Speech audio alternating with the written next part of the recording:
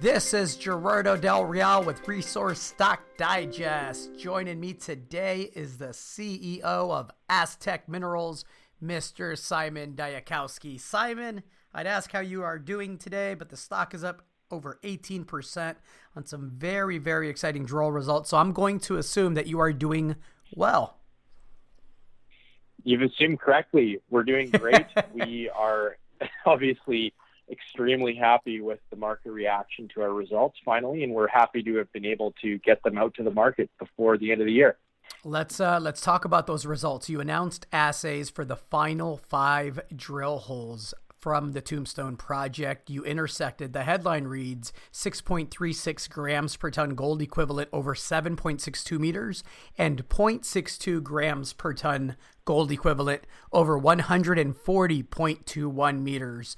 Can you give us some context there? And I know that one hole in particular, I believe hole 20, was drilled perpendicular to that north zone, and that leads you to believe that the widths are approximately true thickness of gold silver mineralization, which is important, right? Oftentimes you get 140 meters of mineralization, and true width is 15% or something. Not the case with these results, and I think the market is responding accordingly.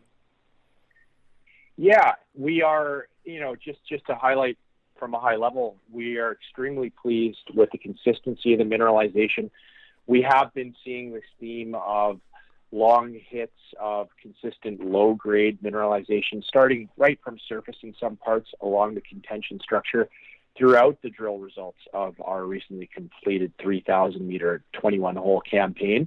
And as you point out, hole 20 does give investors in the market a view to some of the potential true thicknesses of the mineralized zone. So 80 meters of over a gram of gold equivalent is more than a mineable width, obviously, in a heap leach gold context. So, these 5 holes, we're happy that the market likes them.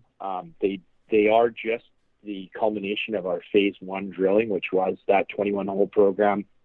We have also now spent enough money to vest our 75% interest in the Tombstone project, leaving just some paperwork and nominal share and cash payments to go to complete a joint venture with our partners. And we'll be good to go starting up drilling again in early 2021 and showing the market, hopefully next year, potentially some numbers around a resource, perhaps, not perhaps, but potentially that's our goal. And, how big this might be and how the market should think about a shallow oxide gold deposit on private land in a mining-friendly state like Arizona. You've done a really good job of defining the mineralized zone, and in the way the news release reads, from how I understand it, that gold silver mineralized zone now stands at 830 meters long by up to 200 meters wide and open to the south. Is that correct? That's correct. Yes. So between the three spokes that we drilled, so we budgeted our 3,000 meters accordingly. As you pointed out, the strike length now stands at approximately 830 meters open to the south. So that's quite a large area, and we obviously had to budget the drill holes in a manner that would give us some confidence in order to continue on and to have some logic behind it. So those 3 spokes have now given us an opportunity to drill in between them and at closer spacings around them, which would be necessary to show how many ounces of gold and silver might be contained in mineable sections of this deposit. But that's a long strike length, and it's very encouraging for us. It's confirmed what we had a hunch of when we acquired this project, that there was a significant low to medium grade gold and silver mineralization left over from these historic mining operations that we've referenced from the miners from the 1800s through to the 1940s. They were in fact honed in on what they could see, visible silver veins, and they left material over that would be considered in a heap leach context as almost high grade, really, and all within 150 meters of surface. So it's a great story for us to expand upon, and we were able to accomplish this with only 3,000 meters of drilling. So the next thousands of meters of drilling are really going to expand on this. And as you pointed out, it's open to the south and currently stands this zone at around 200 meters across.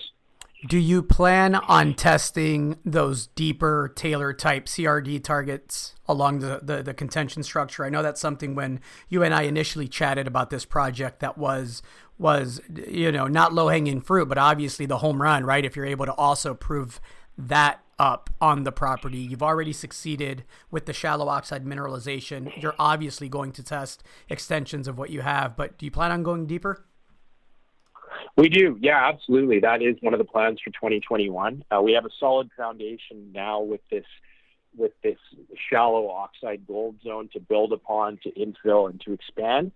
And we will obviously do so. We have to follow up and further develop this asset from that perspective. But we do have still untested those deep CRD Taylor style targets. And we felt that it would be a more appropriate time to drill those on the heels of a successful shallow drilling program. And if those are successful, it adds a completely new dimension to the project. But we definitely, we didn't want to ignore the shallow gold potential last summer when we got started. That was the appropriate way to vest our interest. And now we have many more options on both of those targets, both the shallow and the deep targets. And we fully intend on testing both those to the fullest extent that we can over the next 12 months. Excellent. Well, it sounds like an exciting 2021. Simon, anything else to add to that? No, just that we are looking forward to getting good news flow going in the new year on both projects. We haven't talked about Cervantes today, but we did mention last week, we didn't mention, but we press released that we have now finally signed our joint venture agreement with Kootenay Silver. It's formalized, and we will look to with Kootenay, we will look to recommence exploration activities on that project in the new year. So we'll be busy on both projects, probably more busy at Tombstone to start, but through the end of the year, we'll have activity on both projects, lots of touch points to gain a higher market value for our two assets and lots of different directions that they could go. So we're excited. It was a very busy 2020, and it's shaping up even in December still to be an even busier 2021. So we appreciate the yet another opportunity to share our story with your audience, and we wish you the best for the new year. Same your way, Simon. Good work in 2020. Looking forward to what you deliver in 2021. Thanks again. Thank you so much. Bye.